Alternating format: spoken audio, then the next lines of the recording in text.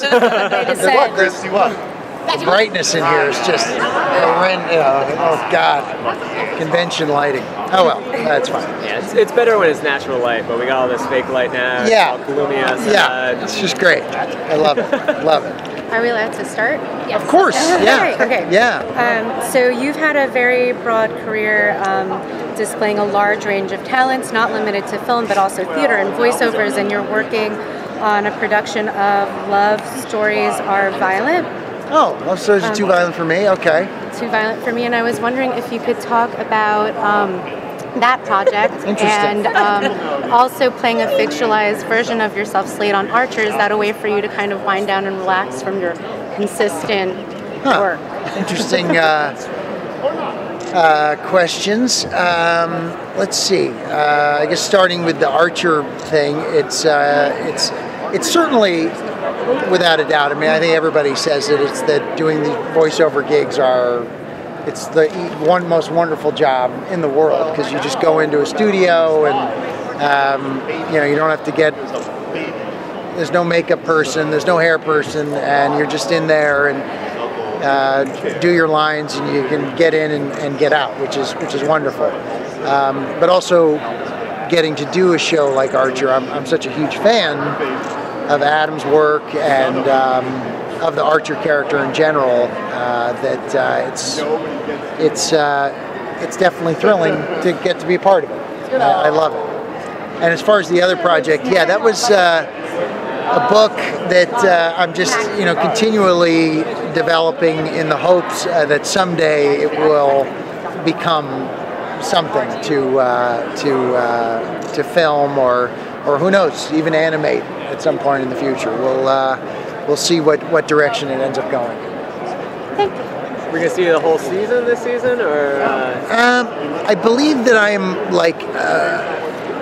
I'm an ingredient that is sprinkled throughout. I believe.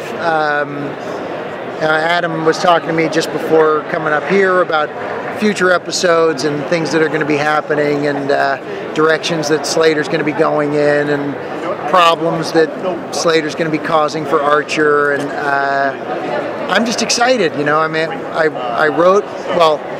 I started watching the show with my soon-to-be wife, and it was kind of like one of those things where it was a bonding experience, because I think we both discovered that we had similar senses of humor, which was great. And then I watched the Burt Reynolds episode, and I just loved that episode so much, and I just figured, I gotta let this guy know.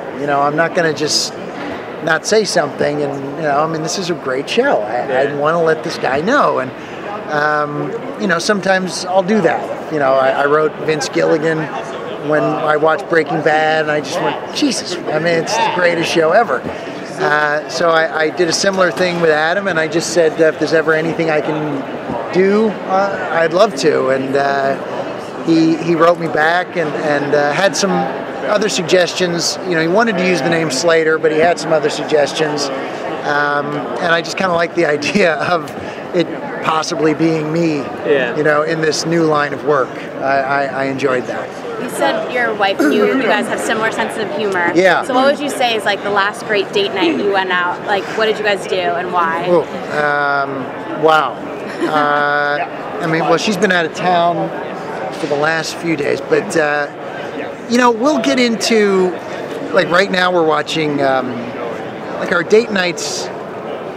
They're kind of, we like to do the same thing, which is sort of stay home and sit on the couch and watch. Honestly, look, we'll either be reading or we'll be watching, catching up on shows. Like we're marathoning Justified right now, and that show is just so cool. And Boyd Crowder, I just think is like the coolest character. And I'm a huge fan of Graham Yost also, so I'll probably be writing him a letter soon too. Or maybe you can pass this out there for me. How do you guys keep in touch when you're away on set? Do you find it hard? Right now it's been, it hasn't been too difficult. She's actually been working right now more than I have, so I've just kind of been, taking some time out to do find out some things that I enjoy doing. I signed up for an art class at NYU, which I've been enjoying. I've just kind of been enjoying being back in New York, which is where I was born and raised.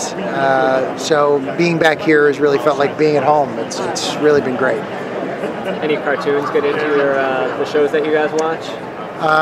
Since you're doing a cartoon. Well, let's see. I mean, Archer. Any other cartoons? I'm sure there are. Did you grow up watching cartoons?